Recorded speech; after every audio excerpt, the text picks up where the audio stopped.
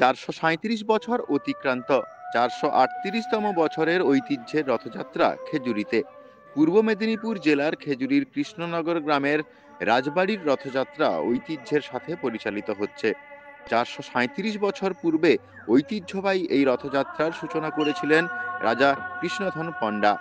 পরবর্তীকালে এই রথযাত্রা রাজা ভূপেন্দ্র ও রানী শরৎ কুমারীর আমলে আড়ম্বরপূর্ণভাবে হতো। তৎকালীন দিনে রথ ছিল 9 চূড়া বিশিষ্ট, বস্তু মেলা। এখন 5 চূড়া বিশিষ্ট রথ তৈরি হয়। প্রাচীন উৎকল রীতি মেনে উপাচার সহযোগে প্রভুর রথযাত্রা নিষ্ঠার সাথে হয়।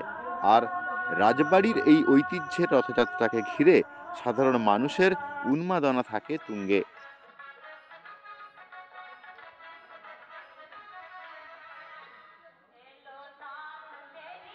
মেদিনীপুর জেলার খেজুরির 1 নম্বর ব্লকের কৃষ্ণনগরের ঐতিহ্যবাহী রথযাত্রা। এই রথযাত্রা কত বছরের পুরনো? 438 বছর। বিভিন্ন রকমের আনুষ্ঠানিক কিভাবে ঠাকুরকে স্নান করানো বা প্রথম থেকে কিভাবে পুজো আর্চাগুলো হচ্ছে? এটা স্নান পূর্ণিমার সময় ঠাকুরকে পঞ্জিকা নিয়ম অনুযায়ী আমাদের স্নান করানো হয়। উড়িষ্যার সঙ্গে আমাদের যোগাযোগ, আমাদের উৎকল রীতি মেনে পুজো আচার হয়। আমাদের এই রথযাত্রা বহু পুরানো, পূর্বপুরুষ থেকে আমরা রথযাত্রা দেখছি এবং এখনও চলছে। আমরা এই নিয়ম মেনে কাজ করছি। আজকের রথযাত্রার দিন 22শে আষাঢ় আমার রাজবাড়ি থেকে মাসিবাড়ি যাবে, এইভাবে আমরা প্রস্তুত নিচ্ছি। আর কিছুক্ষণের মধ্যে আমাদের রথযাত্রা মাসিবাড়ি যাওয়ার মাসিবাড়িতে ঠাকুরজিকে নামানোর পর ওখানে ঠাকুর বসিয়ে বামন ঠাকুর মহাশয় আমাদের থাকবেন।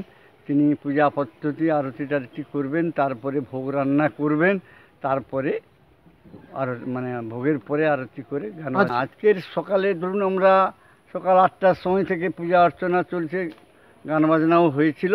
আর সেটা মাইক টাইক বাজিয়ে মোটামুটি যত্ন সহকারে। আর কিছু বিশেষ রীতি বা লোকগীতি বা সঙ্গীতের দ্বারা কি ঠাকুরকে আয়োজন করা হয়? এখানে আয়োজন করা হয়নি, করা হয় মাসি বাড়িতে। ওখানে গান বাজনা হয়, কীর্তন করা হয়, সব রকম চলে। 8 দিন রীতি মেনে উড়িষ্যার মতে আমাদের এই রথ চলে। ঠিক, ধন্যবাদ।